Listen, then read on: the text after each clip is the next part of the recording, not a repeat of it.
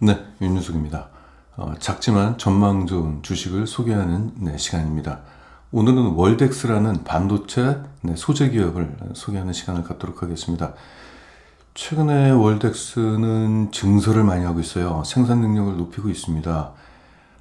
전 세계 시각 장비 업체들을 고객으로 두고 있는데, 최근에 이제 반도체 쪽 사이클이 좀 본격적으로 이제 상승을 하면서 그에 관련된 이제 수요가 증가하고 있습니다. 그래서 이쪽에서 증설 요청이 들어와가지고 이제 캐파를 넓히고 있는데, 이와 관련돼서 한번 보죠.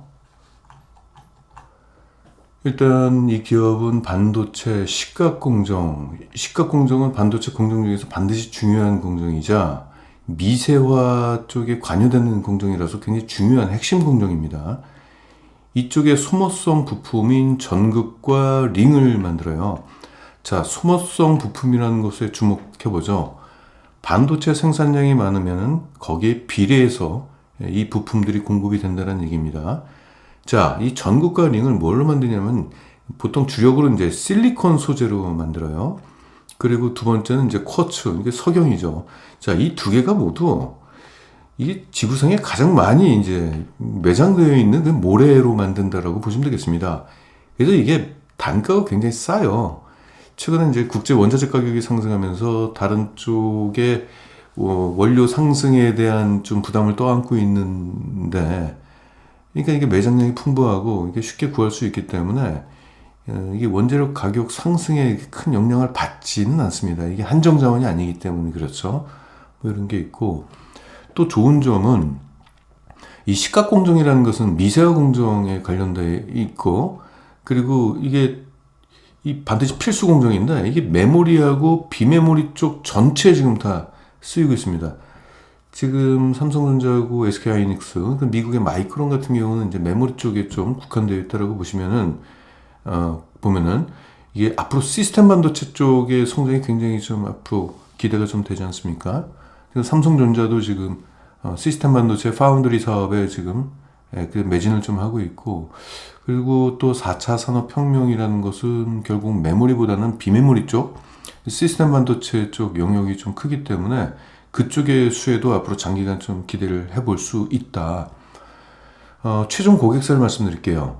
얘들은 원래 이 전극과 링을 이게 식각 장비 업체들한테 공급을 하는데, 결국 식각 장비 업체들은 전 세계적으로 이제 분포가 되어 있고, 그 식각 장비 업체들은 삼성전자라든지 SK하이닉스 이런 쪽으로 이제 공급이 돼요. 그러니까 결국 최종 고객사는 전 세계 글로벌 고객사라고 보시면 되겠습니다. 삼성전자 파운드리 사업의 그 경쟁사라고 하는 TSMC에도 들어가고요. 인텔 쪽도 들어가고요. 뭐 마이크론도 들어가고 그렇습니다. 일단 고객이 굉장히 분포되어 있다. 최종 고객사가 분포되어 있다는 것은 그만큼 특정 기업 매출에 큰 이제 그 편중되어 있지 않다는 것은 리스크 관리상 좋은 의미로 해석할 수 있겠죠. 중요한 게 있습니다. 최근에 이제 증설을 하고 있어요. 얘들은 결국은 고객사의 주문에 의해서 제품을 공급하고 있기 때문에 얘들이 생산량을 증가시킨다는 것은 그만큼 주문이 많이 들어오고 있다는 얘기잖아요. 업황이 좋다는 얘기입니다. 지난해 2분기에 제5공장을 완공을 했고, 완공하자마자 곧바로 올해 6월달 안에 6, 7공장이 또 한꺼번에 또 완공이 됩니다. 이것은 그만큼 전방 고객, 그러니까 이 소모성 부품인 전극과 링에 대한 수요가 지금 타이트하다는 얘기죠. 그렇죠? 사실상 이제 공급 부족이라고 봐도 무방합니다. 이 정도라고 한다면은. 매출 비중을 보시면은 이제 실리콘 소재 쪽의 비중이 67%로, 이쪽이 지금 주력 사업으로 떠오르고 있고요. 쿼츠하고 알루미나는 이제 알루미늄을 산화시켜가지고 만든 이제 미세한 가루인데, 그 연마제로도 쓰이고, 식각 그 공정에도 이제 쓰이고 있습니다. 근데 주력은 이제 실리콘으로 만들고 있고, 이게 참 고무적인 것이 지금 반도체는 미세화 쪽으로 가고 있잖아요. 특히 좀 최근에 뭐 뉴스 나오면 뭐 삼성전자하고 TSMC하고 5나노, 뭐 3나노, 2나노 뭐 나노 경쟁을 지금 펼치고 있는데, 이 실리콘 쪽은 그쪽으로 들어갑니다. 그렇죠. 미세화 쪽에 좀 많이 투입이 되고 있어요. 건식과 습식이 있는데 이제 건식적으로 이제 실리콘이 많이 이제 투입이 된다 이렇게 보시면 되겠습니다. 그래서 앞으로 장기 성장이 좀 유망한 어떤 분야라고 보시면 되겠습니다. 수출과 내수가 한 절반 정도 수준으로 이제 분포되어 있다. 자, 그러면 우리가 식각 소재, 식각이라는 얘기를 좀 한번 들어볼게요. 일단 이제 이 밑에 반도체 웨이퍼가 이렇게 둥그런 웨이퍼가 있고 그 위에 이제 산화막이 깔리고 그 위에 이제 포토 레지스트라는 이제 감광이 있습니다. 그럼 이제 산화막을 좀 잘라내야 돼요. 이거 그래서 이렇게 좀 잘라내는 작업을 하는데 이게 이제 식각 작업이라고 보시면 되겠습니다. 이걸 잘라내는데 두 가지 방식이 있어요. 아예 액체에다가 담궈버리는 이제 습식 방식이 있고요. 건식 방식은 이제 기체, 플라즈마 방식으로 이제 구분이 되는데 아무래도 습식보다는 이게 좀 제대로 이제 식각을 하기 위해서는 식각을 이제 깎는다는 뜻이잖아요. 제대로 하기 위해서는 이쪽이 좀 잘 돼요. 이게 좀 정밀하게 좀 깎입니다. 그래서 이제 미세화 공정에 이제 주로 적용이 되는데, 그럼 지금 반도체가 앞서 말씀드렸듯이 미세화를 추구하기 때문에 반도체 방향과 지금 일치하는 소재라고 볼 수가 있겠죠. 여기에 그 실리콘 소재가 투입이 된다는 뜻입니다. 그래서 전망이 좋다 이렇게 볼 수가 있겠죠. 일단 최근에 설비 투자를 한다니 재무 안정성을 좀 파악해 볼 필요가 있겠습니다. 재무 안정성 굉장히 좋네요. 지금 순차입금 비율 무차입 경영을 하고 있습니다. 최근에 이제 공장까지 짓고 있는데 그 외부에서 자금 조달 없이 그냥 뭐 이렇게 하고 있고요. 그리고 부채 비율도 48%에 불과하고요. 당좌 비율, 재고 자산까지 재고 자산을 제외한 유동 비율이라고 볼 수 있는 당좌 비율도 무려 100%가 넘네요. 유동 비율은 단기 부채를 모두 상환하고도 돈이 막 남아돌 정도로 돈이 많습니다. 이게 재무 안정성 우수하다고 볼 수가 있겠죠. 이렇게 본다면은 이게 보통 이제 대규모 설비 투자를 지금 하고 있잖아요. 5공장 짓고 지금 6공장, 7공장까지도 준비하고 있는데 이러한 우수한 재무 구조는 외부에서 그러니까 투자자들을 좀 이제 피곤하게 하는 유상증자라든지 뭐 전환사채라든지 뭐 이런 것들을 발행을 하지 않고 주주 가치를 즉 훼손시키지 않고 증설을 할 수 있다라는, 아무튼 그런 관점에서는 좀 고무적입니다.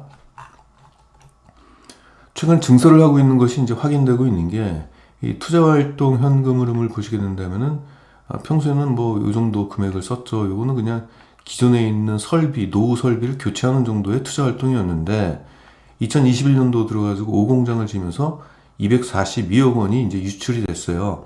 어디다 썼는지 보니까 이제 유형자산 쪽에다가 썼네요. 그러니까 증설 자금으로 이제 썼다는 얘기고요. 영업활동 현금 흐름도 원활하고요. 뭐 전반적으로 뭐 괜찮습니다. 예. 지금 그 6공장하고 7공장 같은 경우는 올해 6월 달에 완공이 돼요. 그러면 이제 2022년도 회기가 되면은 이때도 어느 정도 투자활동 현금 흐름에 대한 유출이 나가겠죠. 근데 전반적으로 돈을 잘 벌고 있는 게 얘들이 재무활동 현금 흐름을 보면 마이너스잖아요. 이것은 재무적으로 누구한테 돈을 갚는다는 뜻이거든요. 그러니까 대출금을 상환하거나 돈을 갚으면서 투자를 하고 있다는 거예요. 그래서 전반적으로 아주 현금 흐름이 원활하게 잘 돌아가고 있다. 자산 분석을 보시면은 막대 그래프 보세요. 이 막대 그래프가 이제 이익 잉여금입니다. 이익 잉여금은 지금 뭐 돈을 벌어가지고 금고에 막 쌓아놓고 있다는 얘기죠. 그러니까 돈을 잘 벌고 있다는 얘기입니다. 이렇게 계속적으로 쌓여가고 있죠. 그동안에 특별한 설비 투자를 하지 않고 현금을 계속적으로 창출하고 있다가 어느 정도 돈이 모이니까 여기서부터 그동안 모아놨던 돈을 가지고 투자를 지금 하는 거죠. 그래서 5공장이 완공이 되고 앞으로 2022년도는 6공장, 7공장이 이제 순차적으로 완공이 될 겁니다.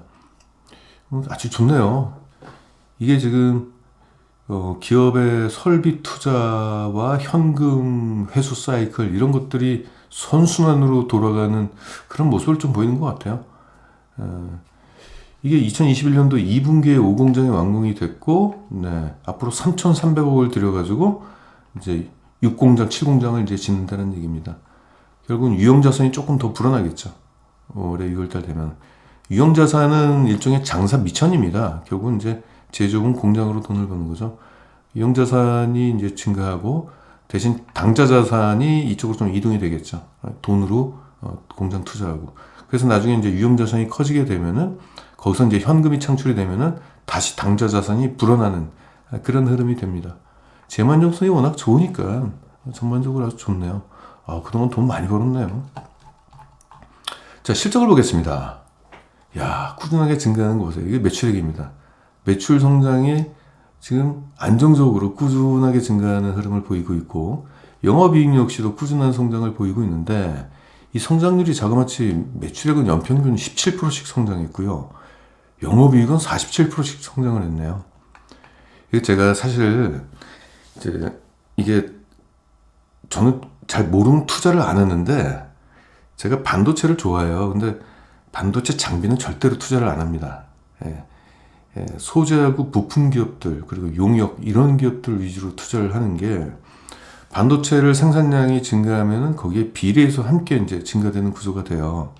근데 장비 같은 경우는 실적이 들쑥날쑥합니다. 왜냐면은 뭐 예를 들어서 삼성전자가 공장을 짓는다 그러면 일시적으로 장비가 투입됐다가 그 다음부터 언제 장비가 투입이 또 안 될 수도 있고 될 수도 있고, 그러니까 이게 실적을 추정하기가 굉장히 좀 어려워요.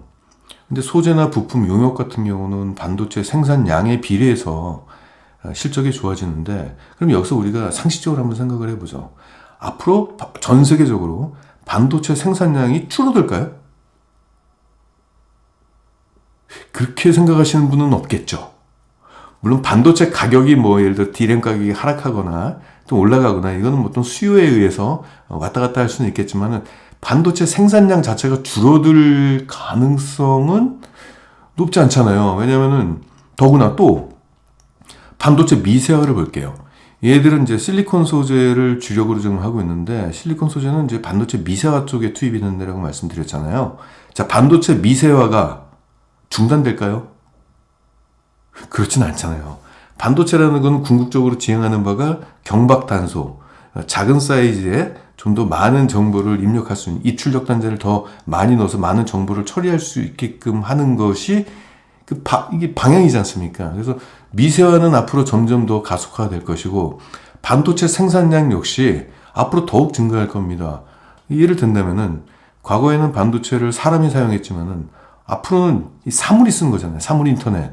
그리고 가전제품들이 자기 스스로가 이제 반도체를 쓰고, 자율주행을 보십시오.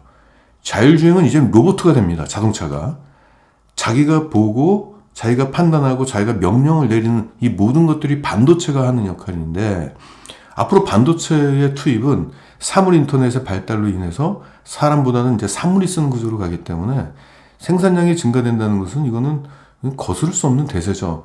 그렇게 된다면 반도체 생산량이 증가할수록 함께 그 수요가 증가하는 반도체 소재, 부품, 용역이라고 하면 테스트하고 패키징 뭐 이런 쪽이라고 보시면 되겠습니다. 이제 이런 것들이 앞으로 유망 사업으로 볼 수 있고, 장비 쪽을 제가 싫어하는 게 장비가 나쁘다라는 얘기가 아니라 예측하기가 좀 어렵다라는 얘기입니다, 이게. 그리고 또 하나는 새로운 어떤 반도체 생산 공정이 바뀔 때 이 새로운 경쟁사가 이 시장에 출몰할 수가 있어요.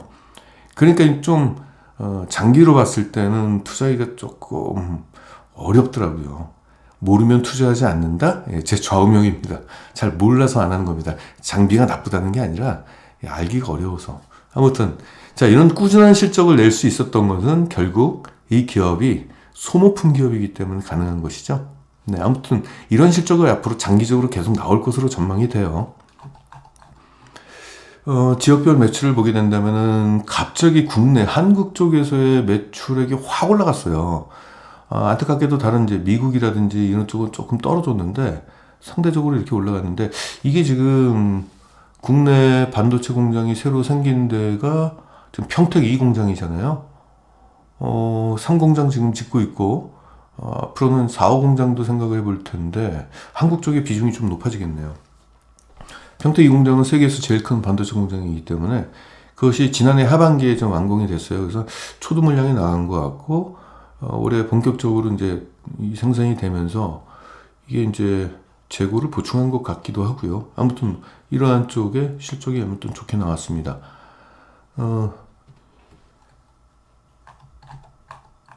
부분별 매출을 좀 보겠습니다. 아까도 말씀드렸듯이 전체 매출 비중이 이제 알루미나, 쿼츠, 실리콘으로 돼 있는데, 실리콘의 매출 성장이 지금 가장 두드러지게 지금 올라가고 있고 최근에 굉장히 가파르게 올라가고 있잖아요. 다시 말씀드리겠지만은 지금 반도체가 미세화 공정의 방향으로 좀 가고 있기 때문에 거기에 시각 공정에 맞는, 즉 지금 이제 미세화 공정에는 시각 공정 중에서 아까 잠깐 말씀드리겠지만은 건식 공정을 쓴다, 플라즈마 방식을 쓴다. 그러면 이제 실리콘 소재에 전극과 링이 투입되기 때문에 그쪽 흐름에 맞춰서 성장하는 것 같습니다. 앞으로는 어떻게 될까요? 더 커지겠죠. 또나 최근에는 이제 웨이퍼 대구경화, 이제 사이즈가 커지는 흐름, 뭐 이런 것들까지 같이 이제 겹치면서 실리콘 소재의 공급 비중이 이제 크게 증가하는 것으로 일단 나타나고 있고, 향후에도 이런 흐름이 계속될 것 같아요. 제 판단에서는. 자, 분기 실적을 보겠습니다.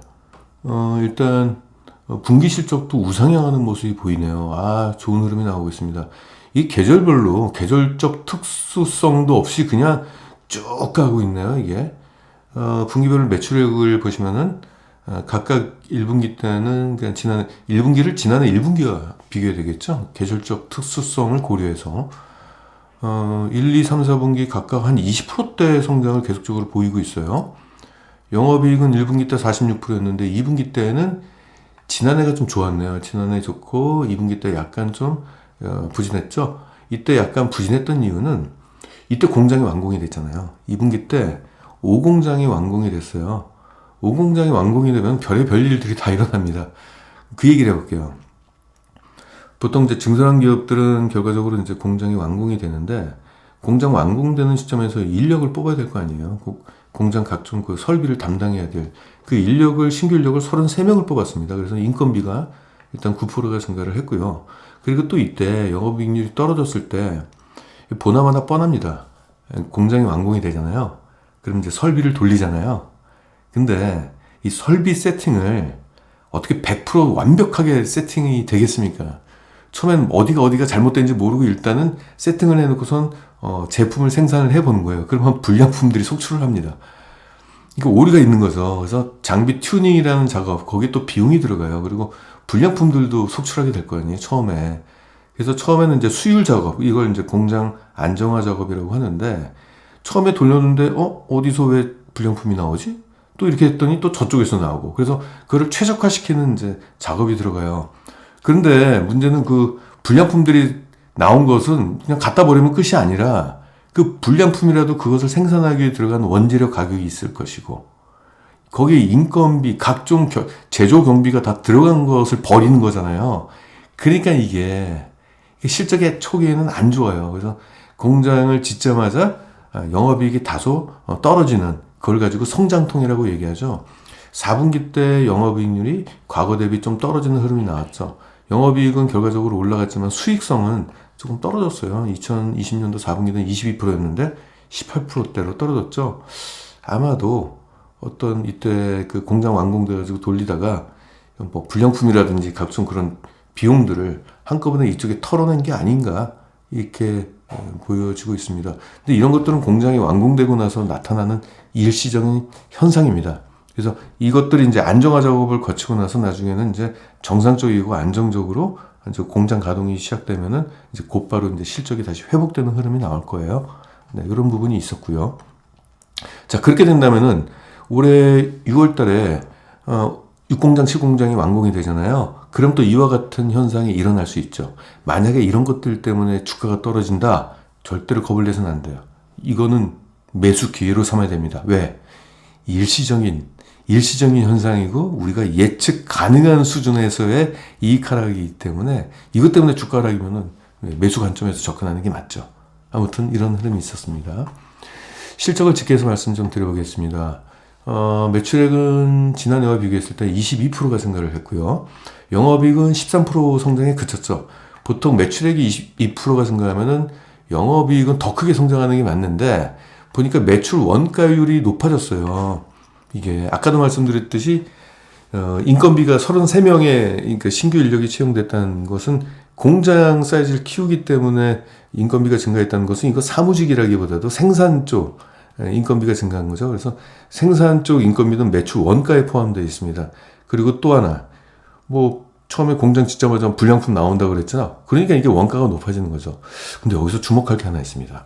이게 지금 매력적인 게 평상시에 매출 원가율이 70%가 안 됐다는 얘기잖아요. 이번에 뭐 그것 때문에 올라갔다고 치더라도 일시적으로 67%의 매출 원가율이면은 이거는 굉장히 낮은 거예요. 좋은 거예요. 이게 좋은 거고 판관비도 10%밖에 안 되는 건데 이게 왜 제가 말씀을 드리냐면은 이게 실리콘이나 아까 쿼츠 이런 것들은 원자재 구입에 대한 부담이 낮아요.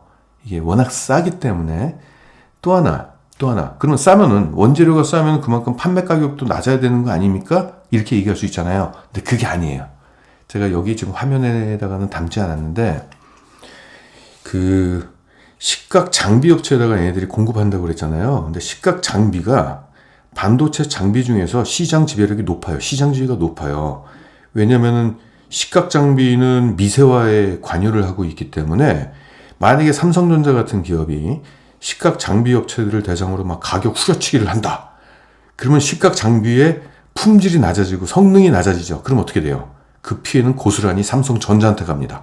수율이 안 좋아져. 미세화가 잘 안 되는 거예요. 그래서 식각 장비 업체들은 약간 굉장히 높은 가격에 형성이 돼 있고요. 고마진을 줘요. 그러니까 삼성전자가 웬만해선 식각 업체들의 장비 가격을 후려치려고 하진 않습니다.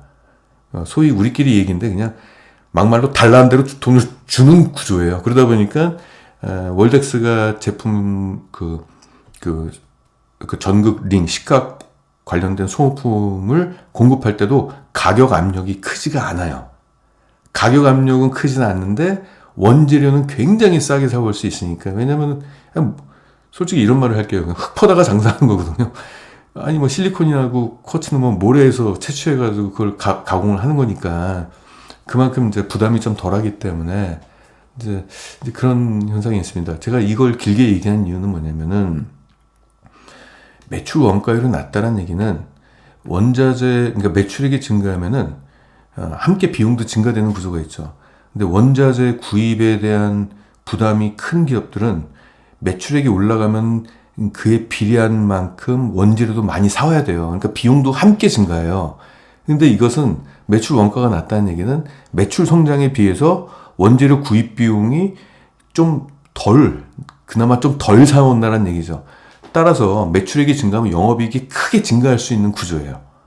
이걸 영업 레버리지 효과라고 보통 얘기하는데 지금 뭐 시차적으로 공장을 지은 지 얼마 안 돼가지고 일시적으로 조금 영업이익이 부진했지만은 향후에 공장이 안정화되고 매출액이 증가하면 영업이익은 매출액 성장률을 크게 넘어서는 그런 실적이 나올 가능성이 굉장히 높습니다. 그래서 굉장히 매력적인 기업이라고 보시면 돼요.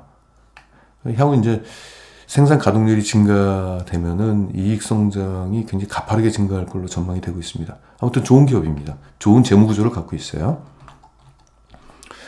자, 주가에 직접적인 영향을 미치는 EPS입니다. 자, EPS는 무엇에 관여한다고 그랬죠? PER에 영향을 준다고 그랬죠. EPS가 증가하면은 PER이 낮아지는 현상이 나와요. PER은 그 기업의 저평가냐 고평가냐를 따지는 굉장히 중요한 핵심 지표입니다. 그래서 PER이 높아지면 EPS가 높아지면 PER이 낮아지기 때문에 투자 매력도가 그만큼 높아지는 거예요. 주가 상승이 일어난다는 얘기겠죠. 자, 지난해 2021년도 분기별 EPS고요. 이건 2020년도 EPS인데 4분기 때 갑자기 뚝 떨어졌죠. 이건 좋은 겁니다. 이게 왜 그러냐면은 미국에 있는 WCQ라는 같은 동종업계를 얘들이 지분을 인수를 했어요. 지분을 인수를 하면서 만약에 예를 들어서 100억짜리 회사를 인수하면은 프리미엄으로 120억 원에 인수를 해야 돼요. 한 20억 정도를 더 주고 인수를 한단 말이죠. 가령. 그럼 그 20억 원에 대해서는 무형자산으로 잡혀가지고 재무제표에서는 무형자산, 조금 더 구체적으로 얘기한다면 영업권이라고 잡혀요. 영업권은 매년 해가 지나면서 조금씩 털어내는데 작년에 다 털어버렸네요. 재작년에. 그러니까 이것은 이제 영업권이 상각되어 있기 때문에 더 이상 영업권이라는 게 비용이거든요. 상각비. 이 비용이 더 이상 출회가 되지 않기 때문에 좀 더 홀가분해졌죠. 실적 성장에 대해서 더 이상 실적 성장의 발목을 잡는 그런 부분이 하나가 사라졌다. 좋은 겁니다. 그리고 그것 때문에 여기에 따른 기저효과 때문에 2021년도 EPS는 53%나 증가를 했습니다. 아주 높은 성장이 나왔습니다. 자, 지금까지는 월덱스가 이렇게 사업이 잘 됐고 원만한 성장을 했다라고 한다면은 앞으로는 고성장이 예상이 됩니다. 일단 처음에는 우리 시장 환경을 한번 보죠. 지금 낸드 플래시 쪽이 큰 폭의 성장이 전망이 좀 되고 있어요. 이게 지금 어떤 현상이 있냐면은 올해 이제 2분기로 추정이 되는데 올해 2분기에 약속이나 했듯이 인텔에서 새로운 CPU가 나옵니다. 이게 거의 제가 알고 있기로는 10년 만에 나온 걸로 알고 있는데 그리고 삼성전자도 DDR5라고 이쪽으로 전환이 됐어요. 자, 이 두 개가 결합돼 버리면 어떤 효과가 있냐? 컴퓨터 속도가 굉장히 빨라집니다. 속도가. 그래서 지금 전 세계 지금 그 기업형 서버를 운영하는 업체들 전 세계 기업형 서버를 필요로 하는 데가 어디입니까? 유튜브, 페이스북, 트위터 이런 세계적인 어떤 IT 기업들이 서버를 운영하잖아요. 그럼 이런 고성능 서버로 교체할 수 있는 수요가 앞으로 일어날 거라는 얘기죠. 이걸 기다린 고객사들이 있어요. 왜냐면 서버 호텔이라는 서버 빌딩에다가 이렇게 올려놓는데 거기에 여러 대의 서버가 있는 것보다는 서버 숫자가 좀 줄어드는 게 낫잖아요. 그러니까 효율성이 높은 서버가 들어가야지 비용도 절감이 됩니다. 이게 전기세라든지 이런 것들이 어마무시해요. 애들은 그냥 서버를 켜놓은 데 들어가는 전기세뿐만 아니라 에어컨을 가동해야 되거든요. 이게 서버 같은 경우는 뜨거우면 안 되니까 온도를 18도 미만으로 낮춰야 되고 아무튼 그런 쪽에서의 또 전기세도 들어가고 그렇기 때문에 서버 숫자가 저성능의 서버가 많은 것보다 고성능의 서버가 조금밖에 없는 게 훨씬 낫죠. 아무튼 그래가지고 수요가 증가할 것으로 전망이 되는데 이 서버 쪽이 이게 새로운 그러니까 기업형 서버가 이제 수요가 증가하게 된다면 SSD라는 것도 같이 그 수요가 증가해요. SSD는 뭐냐면은 하드디스크의 느린 속도를 대체하기 위해서 낸드 플래시 반도체를 이용한 고속의 보조 기억 장치인데 결국은 낸드 시장이 큰 폭으로 이제 성장을 하게 된다면은 월덱스가 거기에 또 투입이 되거든요. 이게. 그래서 이쪽에 아마 성장이 앞으로는 좀 나올 것 같다. 이런 거고요. 이거 외에도 반도체 생산량 증가는 앞으로 그 흐름이니까 대세기 때문에 거기에 따른 수요도 나온다는 얘기죠. 또 하나, 지금 월덱스의 고객사들 볼게요. 삼성전자, 최종 고객사 삼성전자, TSMC, 대만에 있는 세계 최대 파운드리 업체죠. 그리고 인텔, 하이닉스, 이쪽에 지금 월덱스의 실리콘 소재가 공급이 되는데, 지금 이 최종 고객사들이 모두 2021년도에 증설을 했어요. 삼성전자는 37%, TSMC는 무려 63%, 인텔은 31%, SK 하이닉스 27%. 자, 이러한 증설을 2021년도에 했으면 본격적으로 증설이 됐다는 건 생산량을 늘릴 수 있는 캐파를 확대했다는 얘기잖아요. 그러면은 여기에 따른 효과가 2022년도부터 나오겠죠. 공장을 크게 키웠으니까 이제는 생산량이 많이 나온다는 얘기죠. 그럼 그에 따라서 월덱스의 소모품도 투입량이 증가되는 거죠. 그래서 앞으로 실적도 좋아질 것 같네요. 이게. 조금 더 주요 고객사 투자 스케줄 좀 보겠습니다. 삼성전자는 작년 8월 달에 시스템 반도체 육성을 위해서 3년간 150조를 쓰겠다. 170조다. 이런 말도 있는데 아무튼 굉장히 큰 금액을 짧은 기간 내에 쓰게 되겠네요. 그럼 여기에 이제 물론 연구 개발비도 포함되어 있겠지만은 이제 시설 확충도 있고 생산 능력 확대까지도 포함되겠죠. 그러면 그만큼 월덱스의 실적도 수혜를 받을 것 같고 TSMC는 지난해 8월 달에 3년간 113조를 투자하겠다. 인텔은 200억 달러 투자하겠다. 2천억 좀 넘는. 아무튼 이런 쪽으로 기존 대비 또 증설을 또 하겠다라고 하니 그와 관련돼서 월덱스뿐만 아니죠. 반도체 소재 부품, 용역 그런 업체들의 수혜가 앞으로 전망이 됩니다. 근데 무엇보다도 이 중에서 월덱스의 수혜가 가장 클 것으로 좀 기대가 되는 게 고객사가 굉장히 다양하게 포진되어 있잖아요. 이게 한두 군데에서 받는 게 아니고 여러 군데에서 이제 받기 때문에 그 부분에 있어서는 좀 긍정적으로 보셔도 될 것 같네요.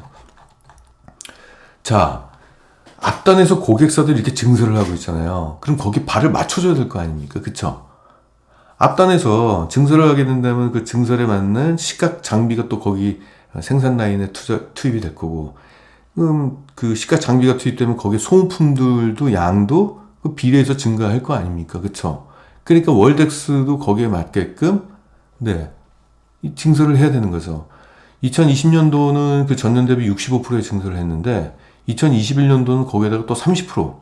보니까 2021년도와 2019년도 비교하니까 더블이네요, 더블. 생산 능력이 2배로 올려놨습니다.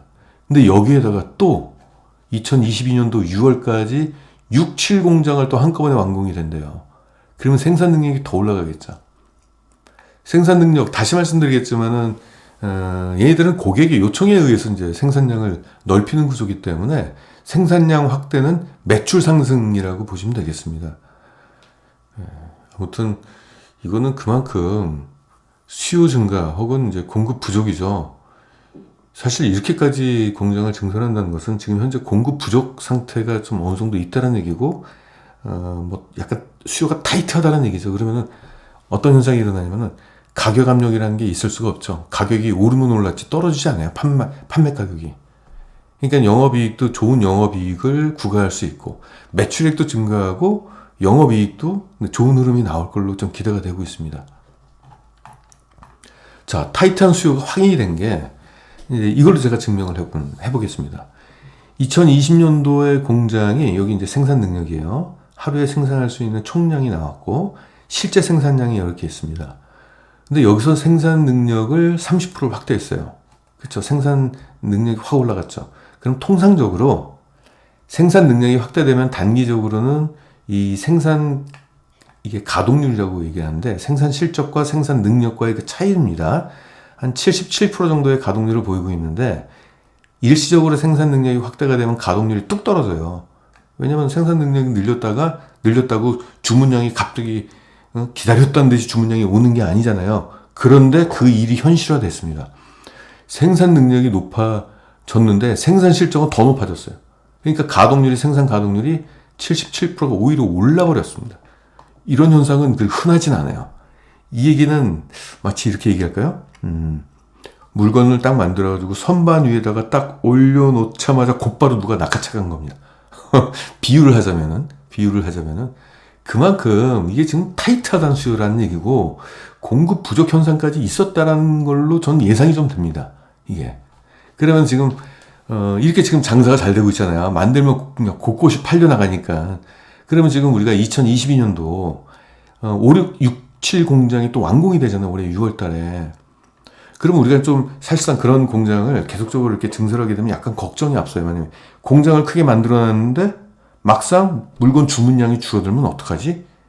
이러면은 공장 지은 거에 대한 고정비에 대한 부담 이런 걸 떠안으면서 물건은 생각보다 많이 안 팔려나가고 그러면 실적이 저조한 흐름이 나오는데 지금까지 나왔던 흐름을 보니까 그런 걱정은 또 안 해도 될 것 같아요. 이게 좀 낙관적으로 생각해도 될 것 같습니다. 이게 되면은 아무튼 이런 현상이 계속적으로 좀 됐으면 좋겠습니다. 그러면은 공장 안정화까지 나오고 그러면은 아까도 말씀드렸지만은 얘들이 매출 원가율이 상대적으로 낮은 재무 구조를 갖고 있기 때문에 매출액이 성장하면은 영업이익이 굉장히 큰 폭으로 오를 수 있는 기회가 있다. 제가 판단할 때는 공장이 완공되고 2022년도 실적보다 2023년도 실적이 더 기대가 되네요. 이게.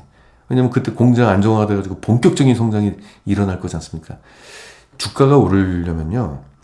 올해 실적도 좋아지는 건 당연하지만은 내년도 실적은 더 좋아질 것이다라는 기대감이 있어야지 주가가 소외를 안 당하고 주가가 쭉쭉 잘 올라갑니다.